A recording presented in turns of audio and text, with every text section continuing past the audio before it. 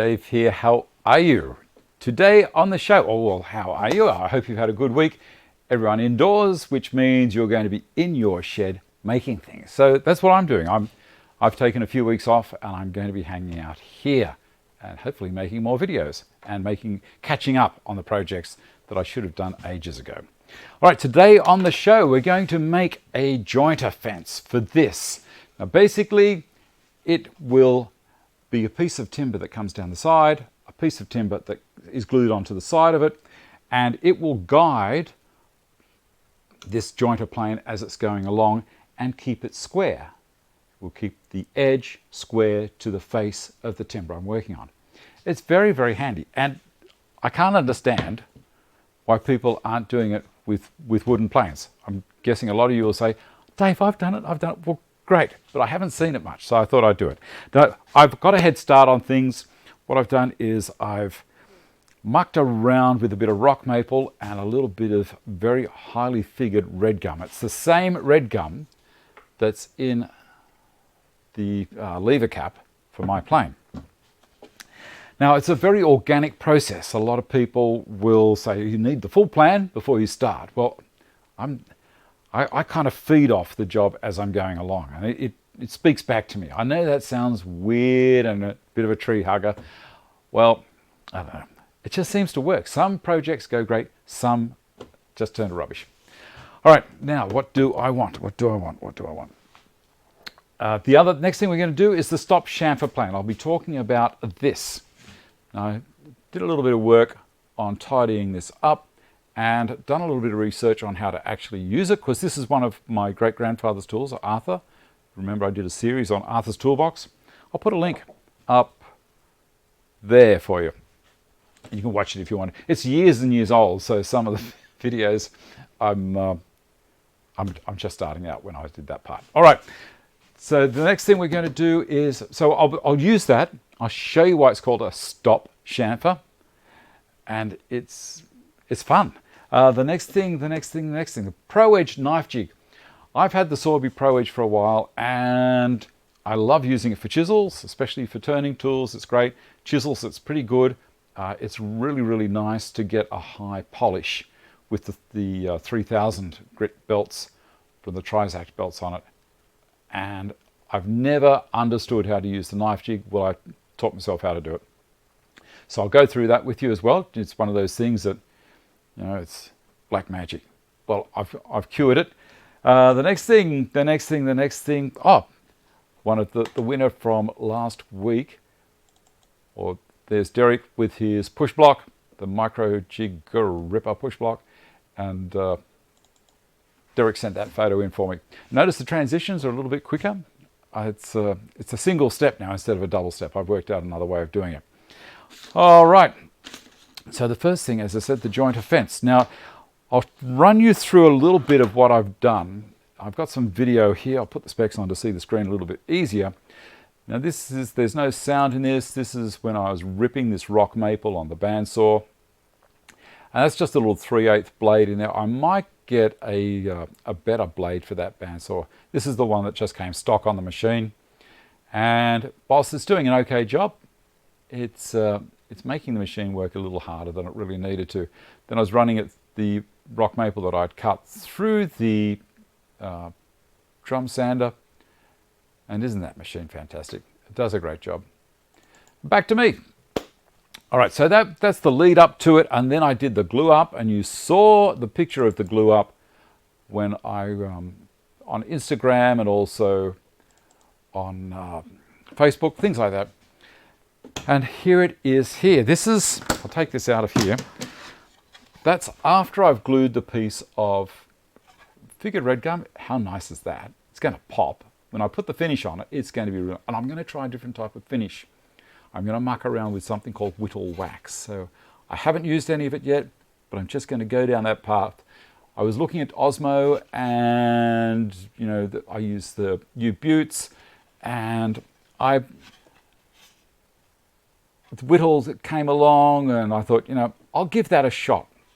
It was easy for me to get. All right, so this is rock maple. Now you'll see there's a really nice area here, and I thought that could flow in the area where I'm going to mount this onto the plane.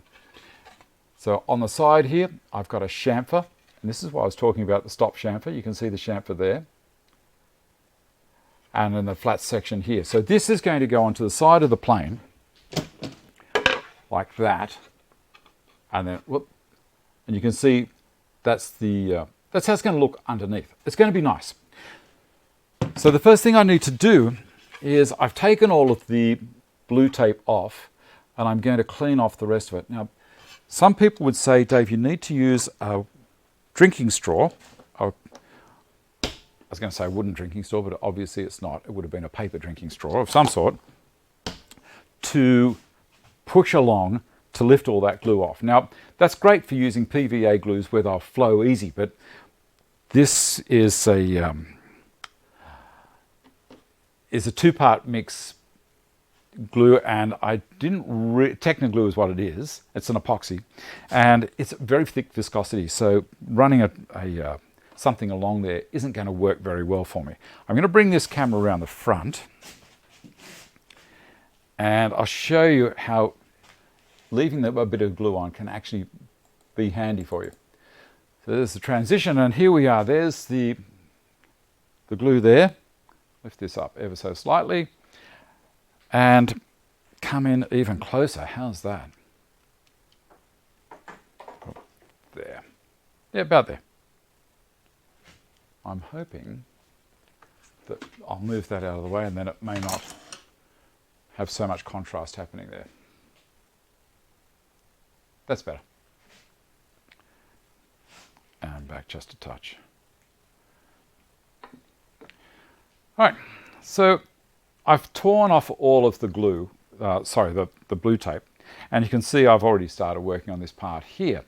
It's just a matter, don't try and run the chisel this way, because that's the obvious first thing that you think, oh yeah, that's the way to do it. Just come straight in from the side and lift it. It's only going to be little bits holding on.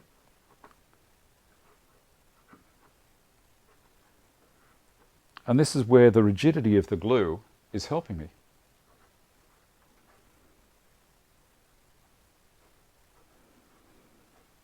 Because the blue tape has done everything for me. I'm going to have to get in front of the camera here. Come around the corner a little bit.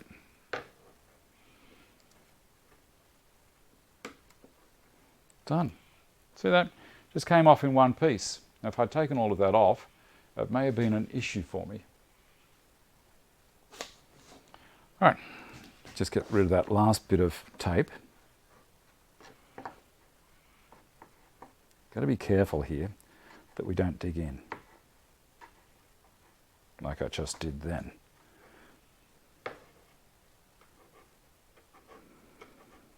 Now a bit of glue has leaked around the back, and that's all right, because we've got another little fellow here that's going to help me out in a second. But just get rid of the, it's a patience thing. It really is. There we go. Drag that back there a little.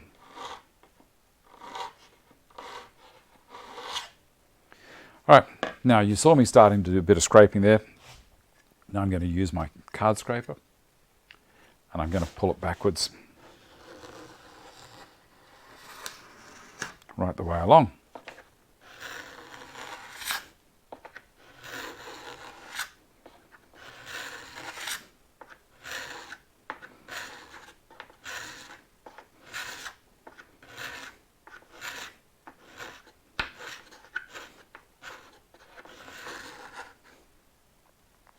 See, how good is that?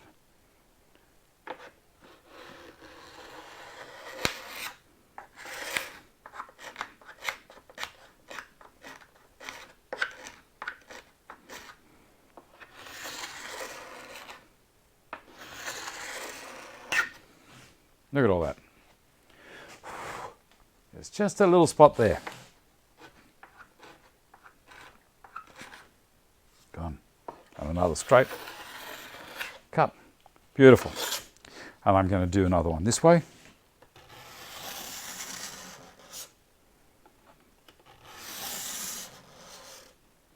Lovely. And one more this. I think that's beautiful. Right, I've got that, and I could also quickly give it a scrape there. But the next thing I'm going to do is run it through the bandsaw. So on the back here, I'm going to cut that off. Whoop, bring it back here so you can see what's going on. I'm going to cut that off there. I'm not going to use the table saw because this is not, the edge of that's not parallel to that. I'll switch the cameras so you can see what's happening over the back here. And I didn't put this on my hip. It is now. Turn that on. How are we going for time? 11 minutes. Beautiful. These guys.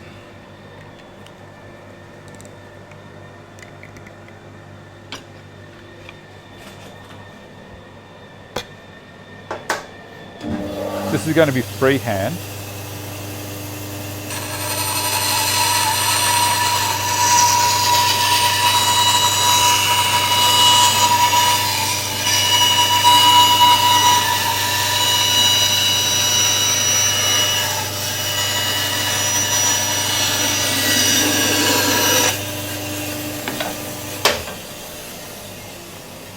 Like so. Turn that off. Alrighty. So you can see that. Next thing I'm going to do is I'm going to dock the ends off on the Capex. Put these back on. This is only going to take a second. Actually, I won't dock them off yet because I want to plane these first. So slide this through. If you're watching on the Premiere, pop some comments over here. And you know that you can look at all those comments further down the track if you're watching the recording. I think if you're watching on a computer, chat or comment, something, view, and it'll pop them up again and you can see it as live or just which ones it thinks you want to see. I don't know how they work that, but it's interesting. That one there, go back to the other camera. Like so. See what I'm up to. Okay, so here, if I can get up to about there, I'm going to clean that off. Yeah, come back to about there, might be good. And up. Yeah, about there. All right, I'm going to clean this off with a plane, and I'll probably use this guy, the jointer. Let's see how we go.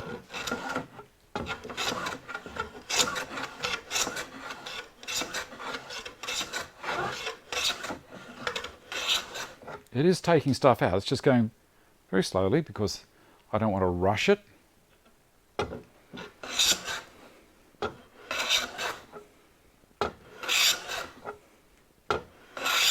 This is the most beautiful plane I've ever used.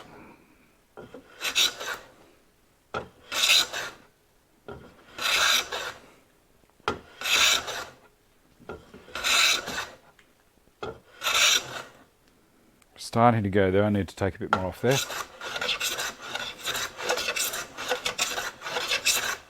Now what I'm doing is favouring this end as I'm planing, and then I'm coming back ever so slightly for my start, for the approach cut.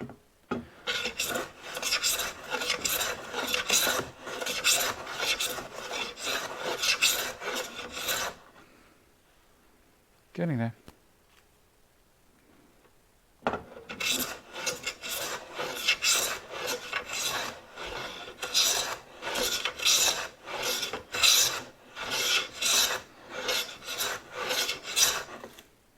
Very, very close.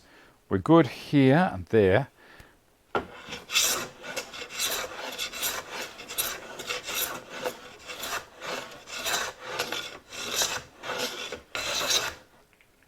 Right. Now, I'm going to start cutting into the, a little bit more there.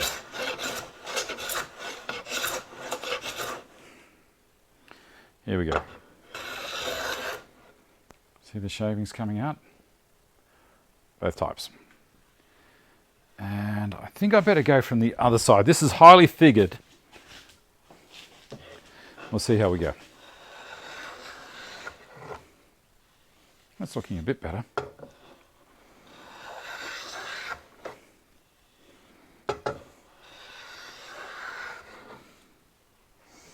Rather than working khaki-handed, I'll rotate it.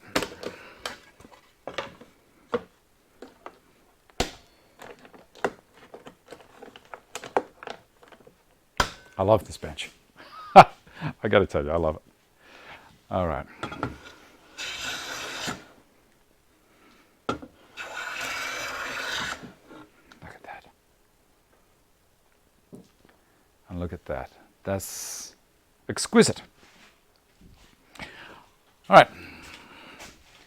What I'm going to do now is switch the cameras back to there. And I'm going to put a chamfer here. Now I'm not going to use the big fellow. I'm going to use this guy. You remember this fellow? Hasn't it come up beautifully? I love this little plane. I'm going to put a 45 degree on it.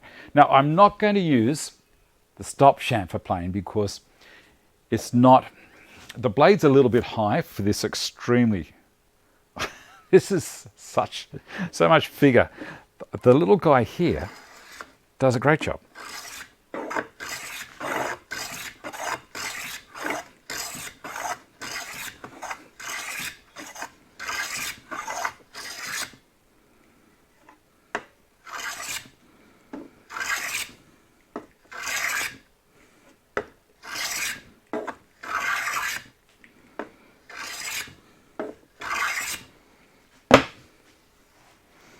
Love it. I love it, I love it, I love it. Now I'm going to do the same on the other side on the rock maple.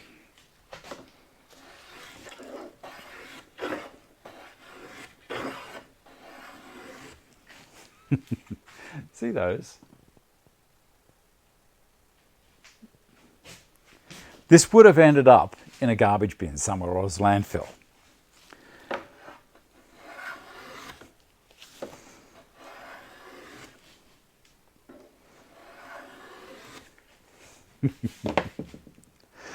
Oh, I'm a tragic. Look at these things.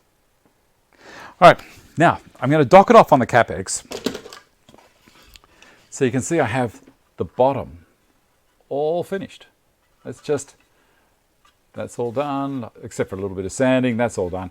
I'm going to knock this off here and take it off here, and I'll show you a little bit more of the reasoning behind why I've done a few things here. Over to the CapEx. Give me a sec.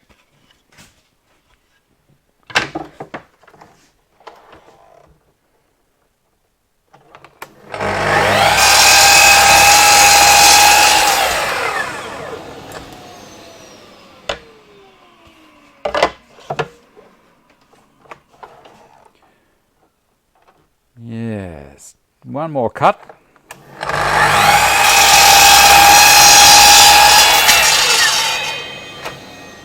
There we are. Back again. There we go. This now doesn't look too bad. I haven't ripped this side parallel to this because we don't need to. Remember I said we're going to do things organically? Well, there we go. This now, it's making a little bit more sense, isn't it? The reason we've got this step to bring it in is so that we can get coverage over the plain blade. So we've got the edge here, which is Paduke. And if I was to put something like that, well, you can see the blade isn't going to make it all the way to the edge of the piece of timber that I'm planing. So this red gum section here is a step. So it keeps the mosquito hanging around. It keeps the plane actually working on the piece of timber.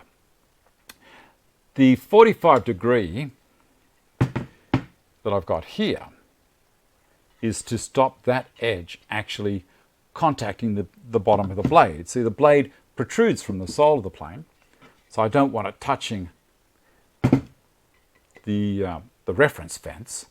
So hence that 45-degree chamfer. And a little lip there for it to have reference also against the bottom of the plane, the sole of the plane. Now you'll notice here, this is all on purpose. This is by no mistake. See the grain I have here? See how it's like that? It's going to follow this. It's going to look really nice. Now, when I was gluing this up and setting it all up ready, I had the plane like this. I thought, yeah, like that. This is the side I wanted to put it on, and I was putting pieces of wood on top, and then I was thinking, right now I need to, you can see I've actually drawn a line. I made a mistake. It's one of those things when you're making something, it's always a good idea to have some kind of a reference as to where things are. So what I should have done was, I'll get another piece of wood and I'll show you. And this is another bit of that rock maple that I cut off. Isn't rock maple a lovely wood? Okay, so having it there like that, I should have put it like that and then put the plane on it as to where it was going to be. That's how it was going to be. And then, you know, people are going to be saying, of course, David, of course. And then draw a line down it, right? And then write glue there. It's easy. It really is easy. See, you can see where I've written glue. It's upside down, but don't worry. You'll know what I'm talking about. So the plane sitting here, glue down there, which means I put my blue tape on the non-glue side, so I put the tape above the line or right on it. And then glue it together. Well, you know, yes, we all know that. But just a little tip, don't try and look at the piece of timber and put it on top. Yeah, that's the way the plane's going to be. Put on top. Where am I? You know, it's not going to work for you. All right, so now we have this. And then I have this here. And I'm looking at it.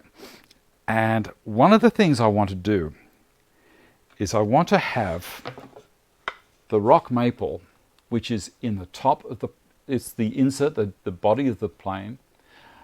Then we'll go to Paduk, and then we'll go to rock maple down the side, red gum underneath, against the sole, which is Jarrah. Now I need to anchor this onto there and have it removable. So my plan is to have a couple of really nice brass insert nuts that I'll put into the body here. And they'll be fine, because it's just another little brass feature that'll be on the side of the plane. And a couple of, I've got to find some 5/16, maybe 8mm bolts. I'll work out what I'm going to use. I don't want to rush this at all. So that's where I'm going to go with that. And then I'm going to use my French curves. I'll follow where, turn around this way. You can see where it's coming up above. I want the back to be in line with the other piece of rock maple. See right here? Here's my nose. I want that to be in line there, so things really look nice. And then I have to work out the distance down, and then I'll put the French curve on it, and away we go. So that's enough of that one for the moment. But I like it. What do you think? It's a simple thing to do. It's just stick a piece of wood on another one, put a chamfer on it, tidy it up so it's not going to hurt your hands when you touch it. That's the big thing for me. I like things to be people friendly, hand friendly. When you touch something, it's inviting. It's not, ooh, ow. And it's got to be straight. And the side of your plane has to be 90 degrees to the sole of your plane.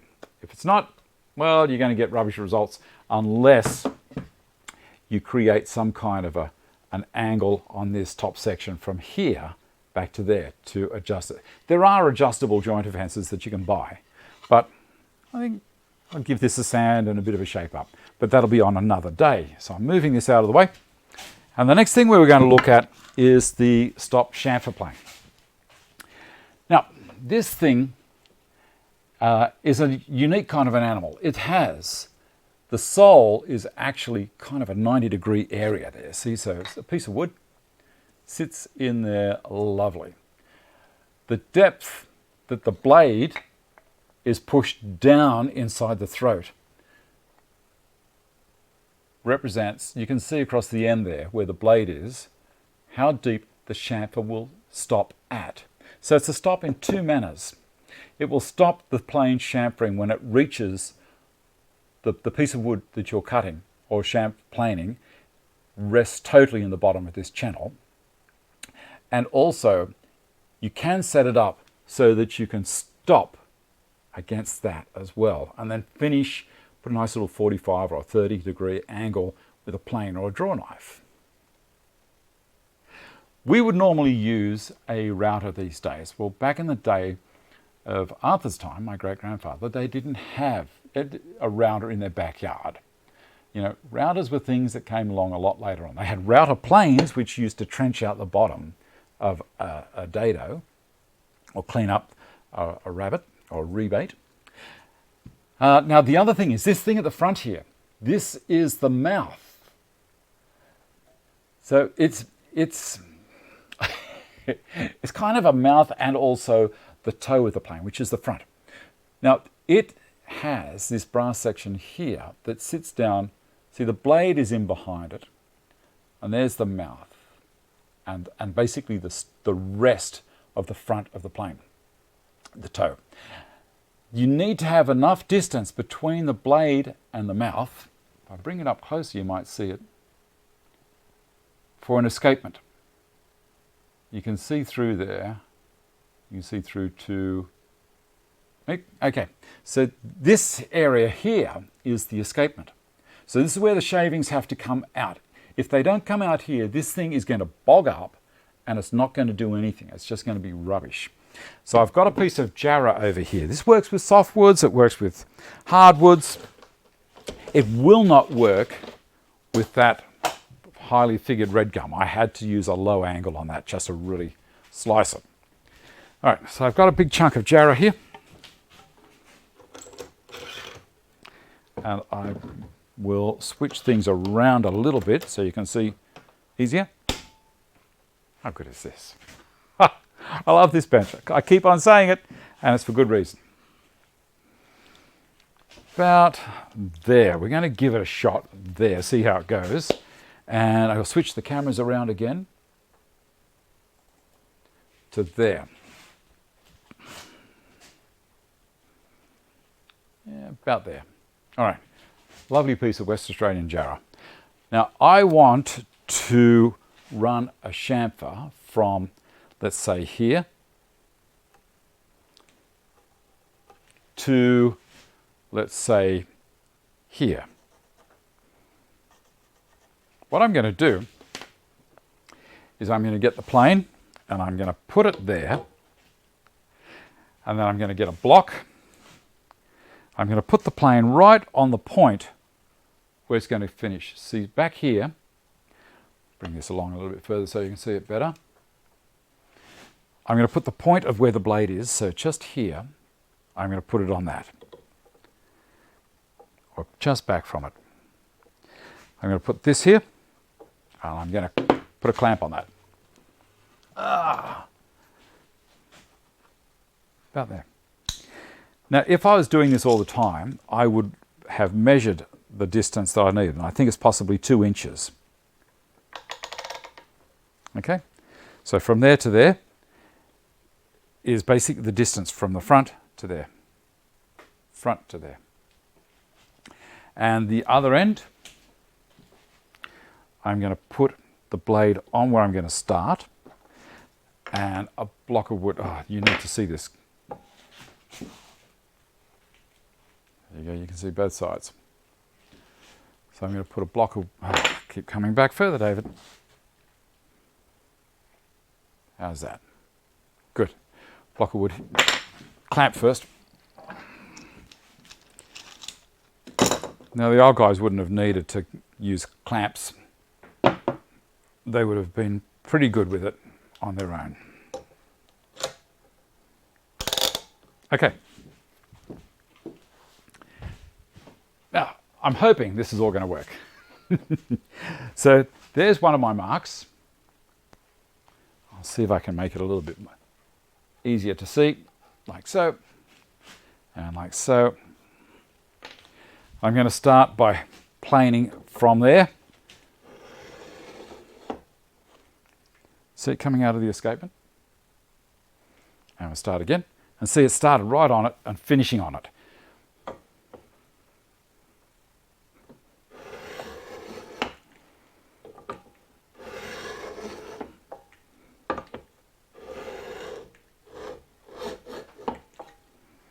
See the chamfer happening there? It's stopping and stopping.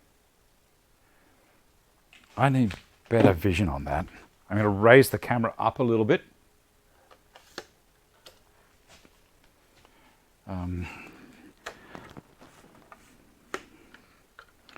One more click on the tripod and we're there.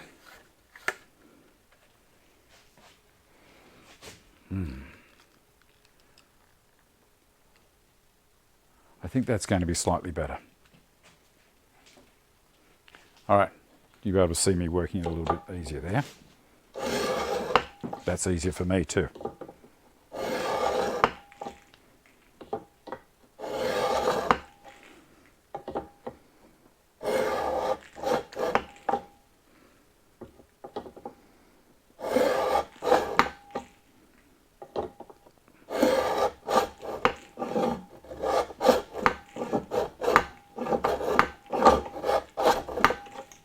Getting there.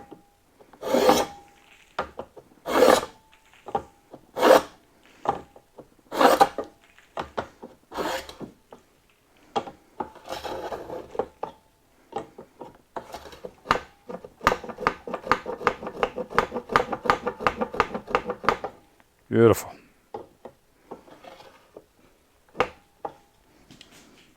What do you think of that? See that?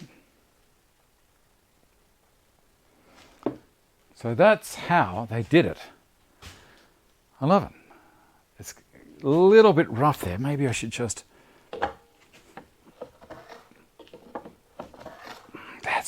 That's got it.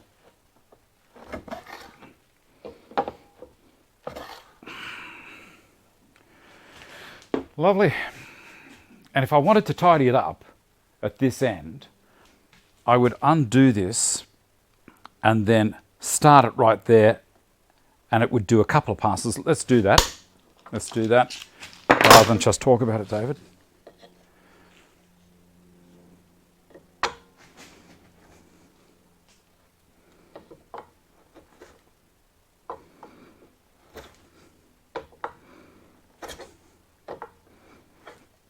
There.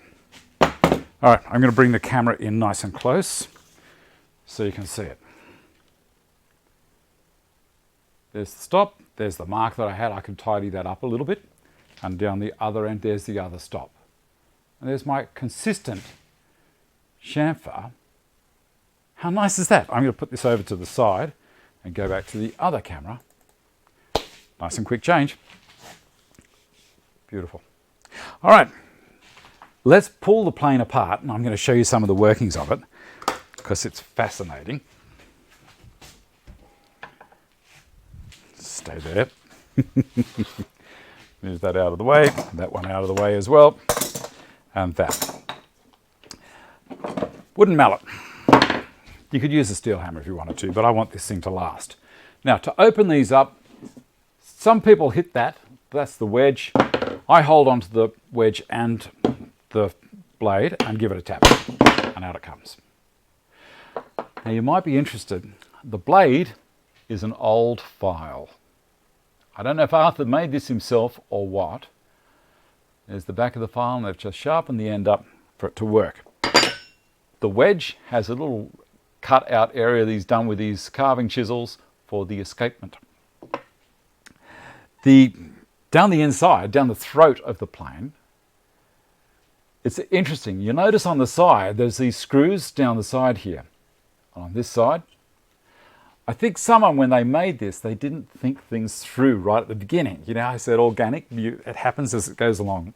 Well, those screws have been cut off because otherwise that wouldn't have gone down there. The screws were actually coming out into the throat area. The screws at the back here, there's 3 screws there, 3 screws here, and 2 screws on the front, 2 brass screws. They are the things that hold this brass cover over the top that retain the wedge and the blade. Now, whilst I've got it there, let's see how we're going for time. We've got plenty of time, which is great. I'm going to have a quick chat about a sharpening tip. You may, this blade, now I don't know how old this is. Now, I'm guessing Arthur finished work in the 40s, 1940s, around there. So this is at least 80 years old, and hence this. Now, I don't think anyone used it since Arthur Tools Down. I'm the first person that's probably used it. I know my cousins had access, and my uncle had access to these things, and my uncle built a boat with the tools as well in Arthur's shed. But I don't know if he used this stop chamfer plane. I don't know. So this was sharp, sharp, sharp. All I did was give it a quick hone. I'll bring this camera around to here. And let's have a look, see if this is going to work any good.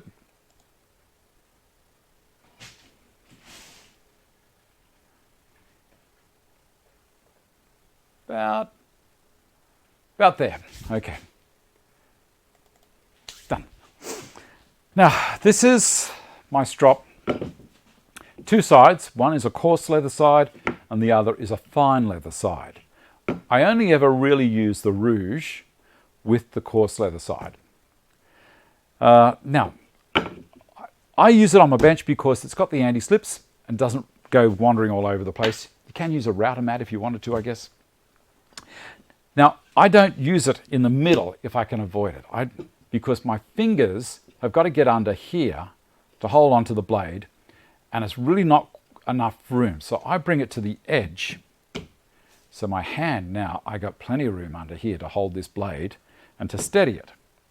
So the thing is, a bit of the rouge or the polish. Now, there's a few people make this stuff. I'm sure there's more than a few. This is from FlexCut. Sorby's make one, and also Veritas have a green polishing compound. First thing to do is to just clean the back up, make it sure it's nice and shiny right up near the end here. Now, not being a chisel, I haven't got to worry about maintaining flat all the way through here. It's really only getting it flat and polished there. Then we turn her over, and this old thing's got a massive round on it, but it seems to work. I might even just work on this with the Sorby further down the track, but next thing to do is to keen that edge up. Now, I can't do it like that because the edge isn't actually touching. So you roll it up until you see it's touching, and you remember where that is, and then pull it back flat. Now, draw back with your shoulders. See how actually my legs are doing all the work. I'm holding my torso and my arms are all staying stationary, and it's just I'm working at the knees. Don't be tempted to do this, because see what happens? You will roll the edge off and it's never going to be sharp. We're trying to keep that, it's an angle on purpose. It's a nice shallow angle, not a steep angle. So again, we just get it to where we know that it's touching, and then we pull back, and the faster happens as you get more confident with it. But remember, use your legs to move yourself backwards. Don't use your hands and wrists. They're just holding on for everything.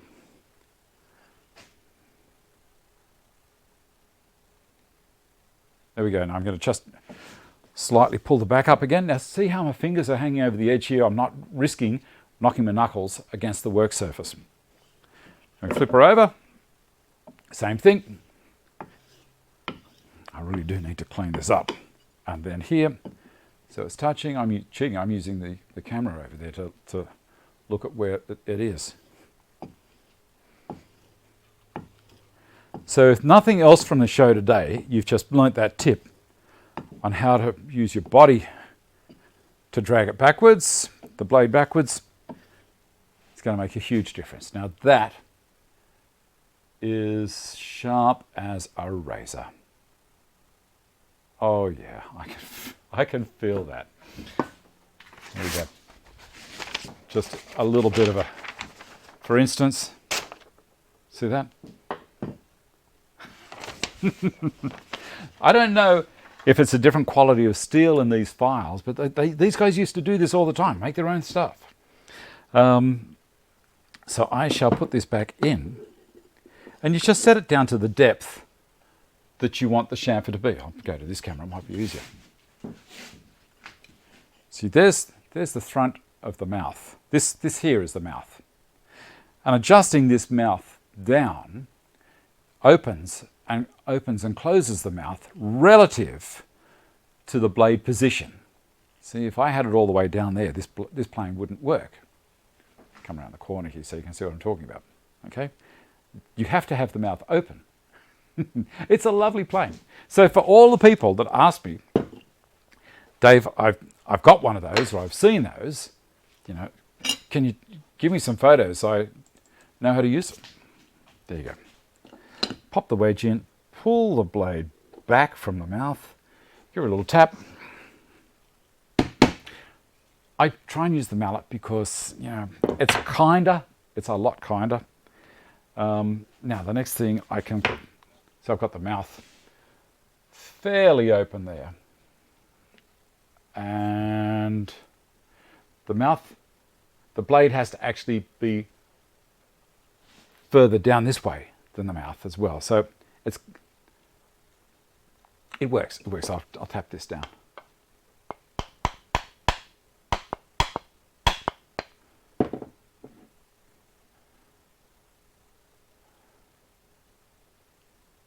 That's all open and it works. If you wanted to, you're finding that things aren't working, you could grind a little bit off the mouth if you needed to let it come back a little bit further. All right, that's enough with that one.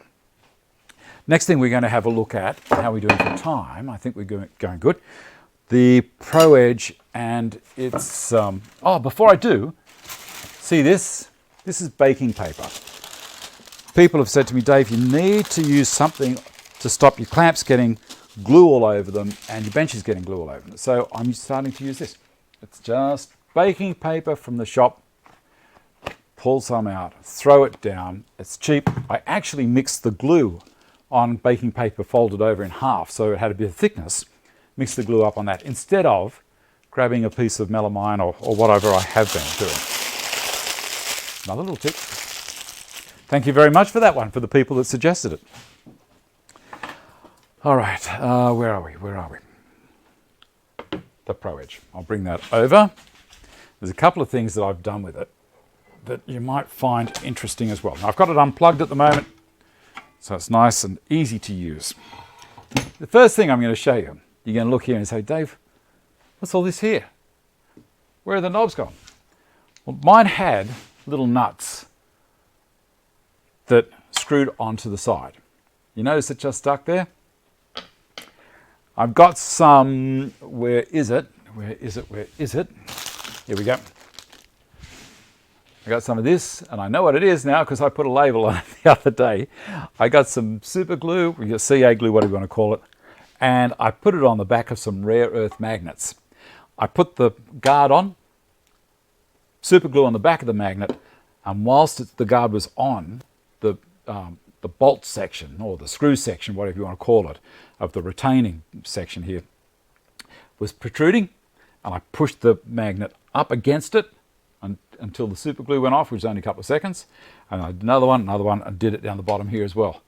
Now, that's how quick it comes off, and it holds quite well. No more undoing and doing up, because that's the reason I wasn't using the guard, because it was a pain in the neck. So I came up with that little idea, and I love it. You might be wondering what this thing here is.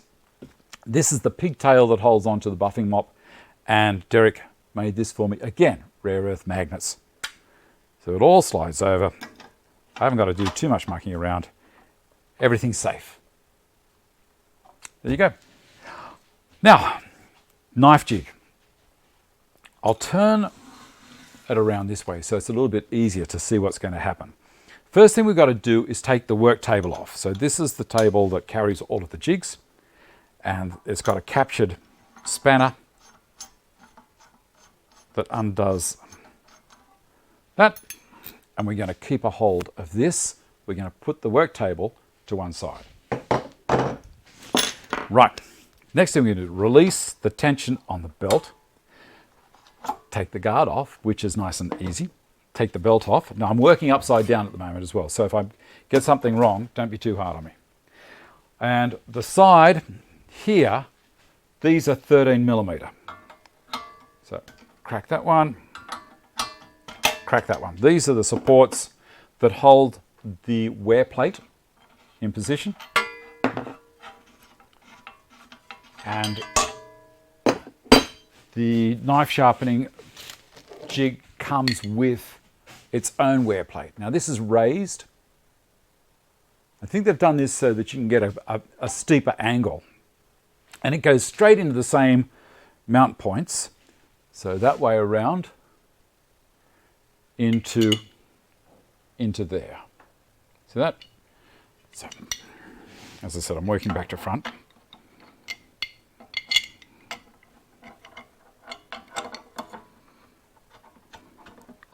Couple of nips there, and the other one. Doing it yourself is going to be a whole lot quicker.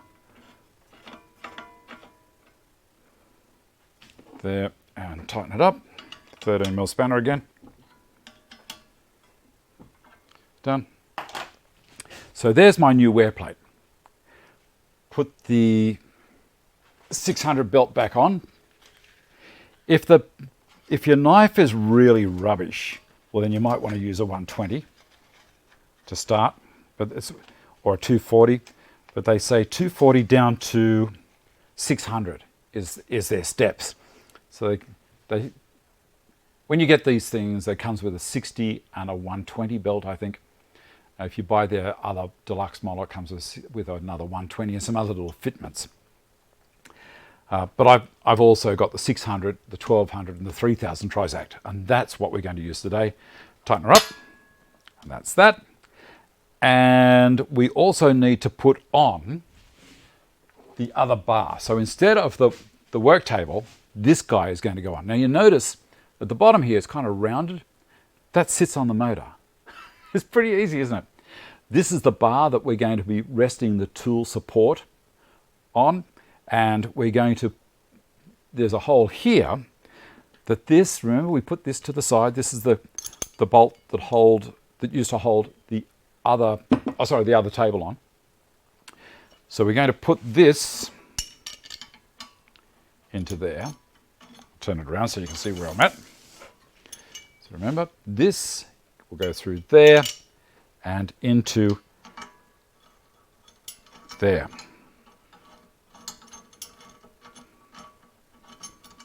That's the plan, David. Yeah. As I say, of course I was working upside down.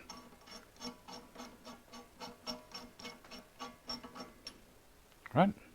And then you let it drop down until it rests against the top of the motor.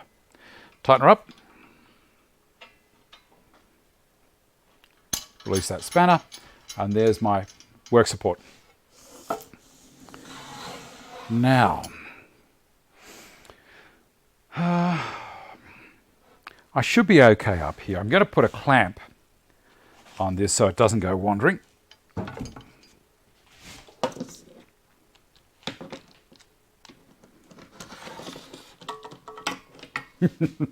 I love it. I ain't going anywhere. All right, put the guard back on. And then I'm going to, nice and quick, plug some power into it. And I'm going to move the camera, the other camera here around to this side, and we can switch cameras in a second. About there. How's that looking? Not too bad. All right, now the jig itself. This is the jig. Okay, so it has a clamping situation up the top here. There's a couple of dowels through there that the knife rests against inside the clamp. These are clamp tensioners, and then this one here is another one. It works as a fulcrum and pulley, lever situation. So I'm going to put the knife in a second, like so, and that's how it's going to hold it. I'll get this, tighten them up. This comes with the machine, just so it's got it, and then we tension this one, and that really gets a hold of it. Okay, switch glasses. And then we've got this other thing here. This is a little round-shaped stop that's going to slide on to the support, tool support.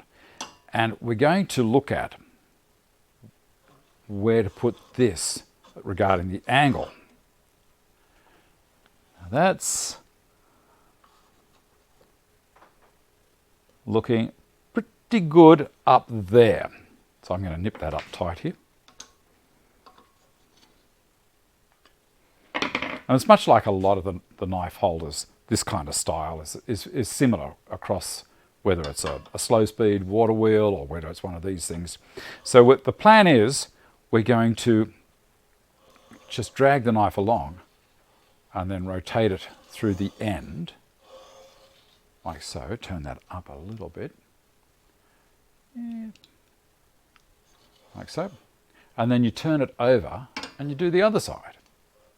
It's pretty simple. And then we'd go to another kind of another grade belt down to the 3000, go to the 600, then the 3000. Right, let's do it. Let's do it a little bit. So I'll put my eye protection on.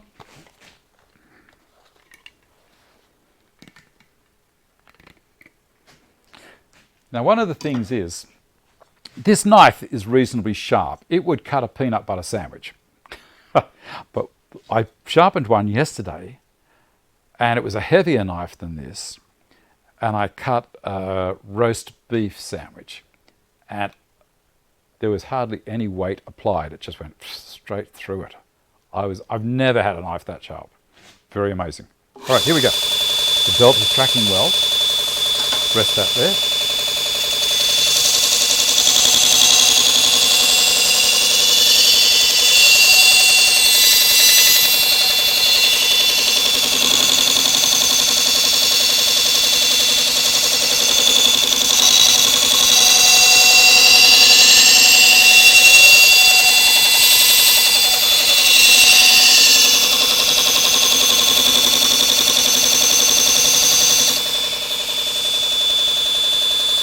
Now, I don't know if you can see that. That's pretty good. I'm going to do the other side now. I need to put my arm around here a little bit. Oh, I bumped it. There we go.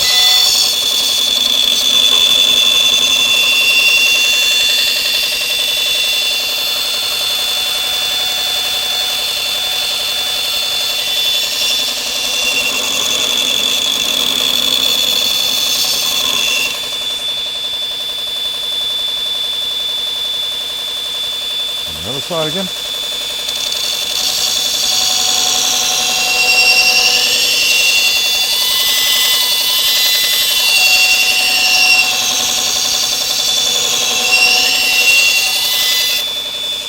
And if you find you aren't getting it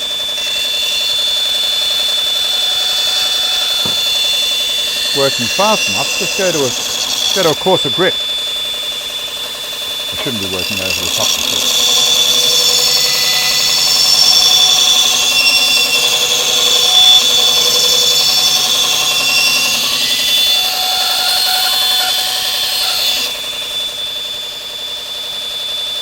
Oh, that truly is amazing. We'll stop it there. Now I'm going to leave it in the jig. Stop the machine. Do that.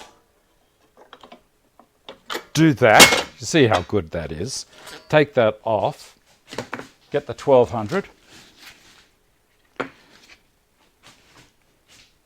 The 6. Hold on, that's the 3000. This is the 1200. I know it's the 1200 because I've written it on it. It's the only way. It is the only way. Clamp that. Put this back on. So quick. Turn her on, make sure it's tracking well. Beautiful. If it's not tracking, there's a couple of adjusters up here that you use the bars with, that and here. And that will move the belt left to right. All right, let's go with this 1200 here.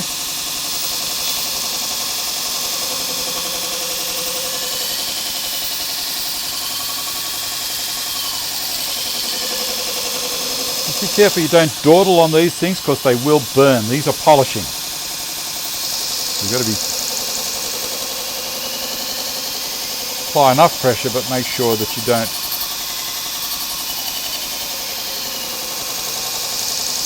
hang around. Done.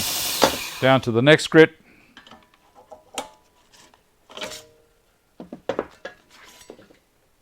Which is the 3000. You can see this is such a quick system.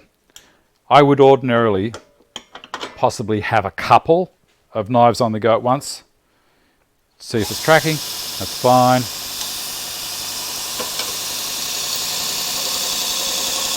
Now this one's 3000, which is going to take it down to 2 microns.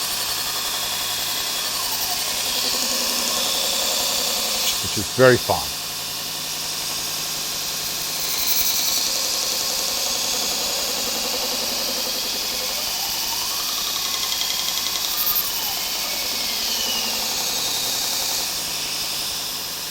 That's it. Now I'm not going to put it on the buff. I'm going to put it on the over the strop instead. Pull the power out because I can. Move it out of the way. Come around to the edge here. Drop this down a little. And take it out of the clamp. I only need to undo this part. Oh, here's a tip. When you're using this, I'll show over here. When you're using this and you're undoing, don't have your fingers anywhere near here. This is a pinch point, and it will get you. You'll feel as it happens, but just a heads up. All right, where's my strop? Take these off. David. Well, there's that, and there's the strop there. Beautiful. All right.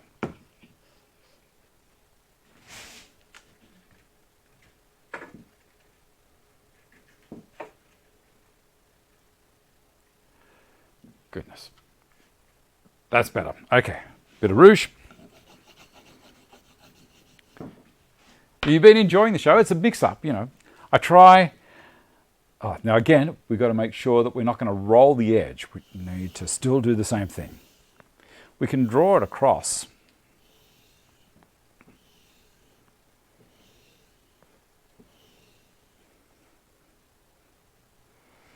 Do the other side. I'm going to have to just be careful with my fingers.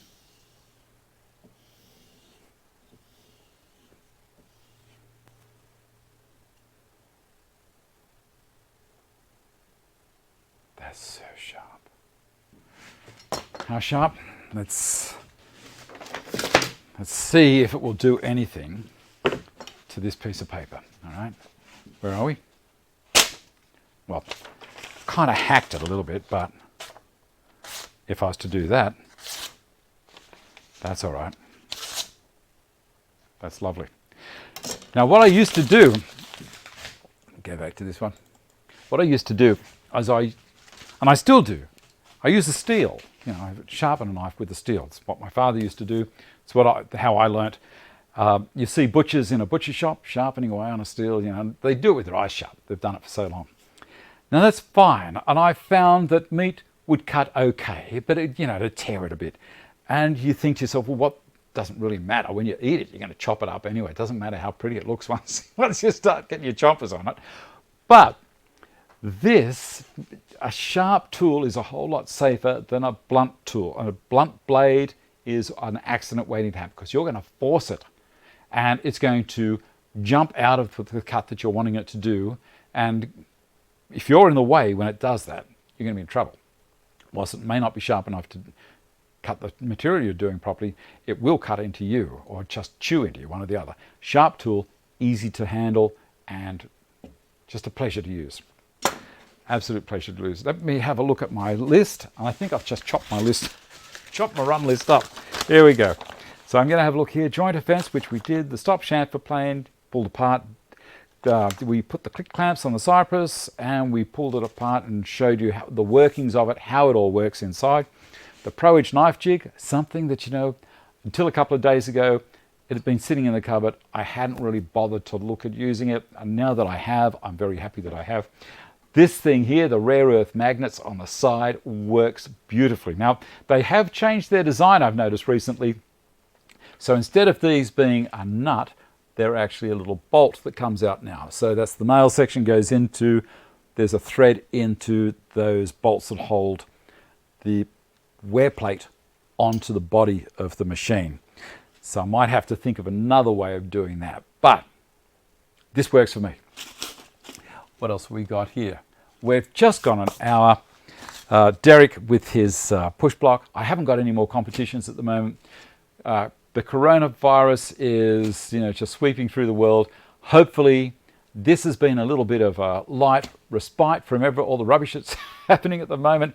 Give you a bit of a time out. So, thank you again to all of my patrons and for the people that supply things for me to show you.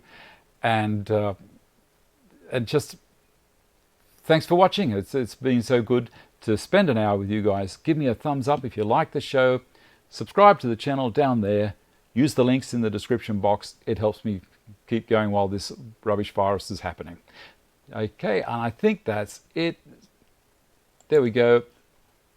Look after yourselves, be nice to each other, and I shall see you next week with Chris Clark, the editor of Australian Woodsmith magazine. Bye.